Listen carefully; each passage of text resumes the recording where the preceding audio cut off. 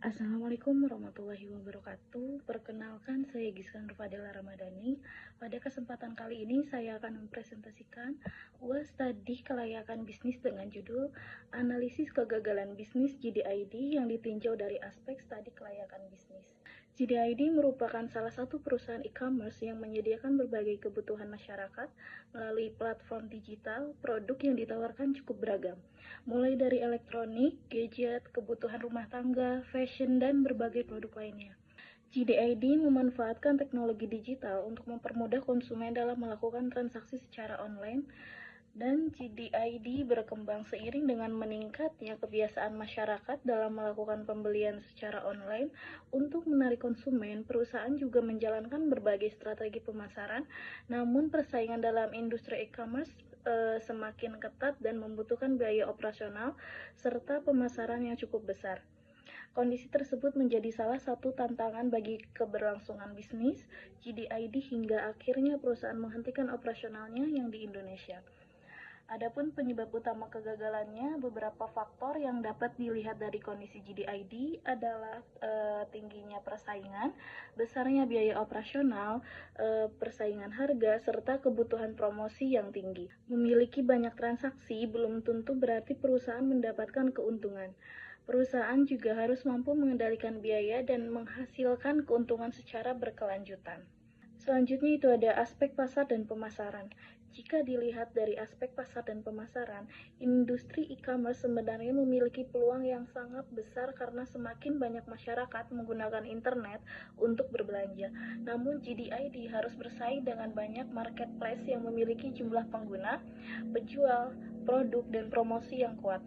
Oleh karena itu, perusahaan perlu memiliki strategi yang berbeda agar tidak hanya mengendalikan persaingan harga. Dan selanjutnya ada aspek teknis dan teknologi. Dari aspek teknis dan teknologi, bisnis e-commerce sangat bergantung pada sistem digital. GDID membutuhkan website, aplikasi, sistem pembayaran, pengelolaan persediaan, hingga sistem pengiriman yang berjalan dengan baik. Selain itu, keamanan data konsumen juga sangat penting. Semua kebutuhan tersebut membutuhkan investasi yang cukup besar sehingga harus disesuaikan dengan kemampuan perusahaan dalam menghasilkan pendapatnya. Selanjutnya, dari aspek manajemen dan sumber daya manusia, GDID membutuhkan tenaga kerja dari berbagai bidang seperti teknologi, pemasaran, keuangan, serta pelayanan pelanggan dan logistik. Manajemen harus mampu mengambil keputusan dengan cepat dan mengikuti perubahan pasar. Selain itu, efisiensi SDM dan biaya operasional juga penting agar perusahaan dapat menjalankan kegiatan bisnis secara efektif. Lalu di sini ada aspek hukum. Dari aspek hukum, perusahaan e-commerce harus memperhatikan legalitas perusahaan, perlindungan konsumen, keamanan data pribadi, perpajakan, serta peraturan mengenai transaksi elektronik. Kepatuhan terhadap aturan tersebut penting untuk menjaga kepercayaan konsumen dan memastikan kegiatan bisnis dapat berjalan dengan ketentuan yang berlaku. Dari aspek keuangan, bisnis e-commerce membutuhkan biaya yang cukup besar, seperti biaya teknologi, pemasaran, gudang, logistik, dan sumber daya manusia. Penggunaan promosi yang terlalu besar juga dapat menekan keuntungan. Oleh karena itu, perusahaan harus mampu menjaga keseimbangan antara pendapatan, biaya operasional, dan arus kas agar bisnis dapat bertahan dalam jangka panjang. Dari aspek ekonomi dan sosial, GDID memberikan beberapa manfaat seperti membuka lapangan pekerjaan, mendukung perkembangan ekonomi digital, memberikan kemudahan pada konsumen, serta membantu seller memasarkan produk secara online. Namun ketika perusahaan berhenti beroperasi, dampaknya juga dirasakan oleh karyawan, seller, mitra bisnis, dan konsumennya. Selanjutnya adalah analisis SWOT dalam sisi kekuatan. GDID memiliki pengalaman dalam industri e-commerce yang didukung oleh teknologi digital serta berbagai jenis produk. Kelemahannya adalah biaya operasional yang tinggi dan tantangan dalam mempertahankan profitabilitas. Peluangnya berasal dari pertumbuhan transaksi online dan perkembangan ekonomi digital.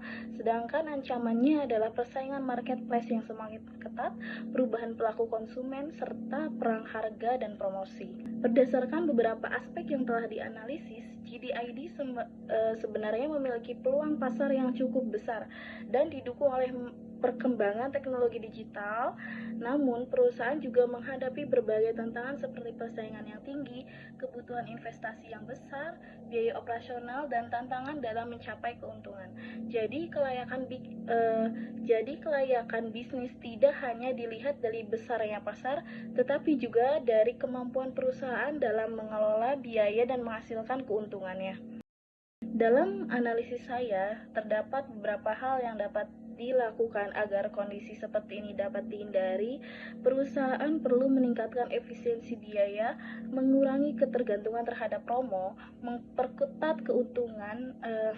memperkuat keunggulan yang berbeda dari pesaing, serta lebih fokus pada target pasar tertentu. Selain itu, perusahaan harus lebih mengutamakan profitabilitas dan melakukan evaluasi bisnis secara berkala terhadap kondisi pasar, keuangan, teknologi, dan persaingan.